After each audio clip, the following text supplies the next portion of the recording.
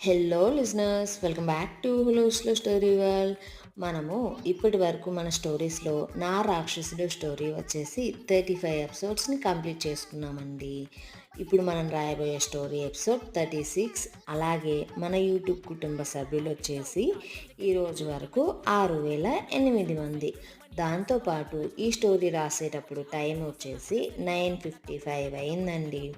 అలాగే కొంతమంది అడుగుతున్నారు, ఎందుకు మీరు స్టోరీ డైరీ పెట్టట్లేదని. నేను దానికి రీజన్ ఒక షార్ట్ వీడియోలో చెప్పాను. నా హస్బెండ్కి, నా కొడుక్కి కొంచెం ఫీవర్గా ఉంది అని చెప్పేసి.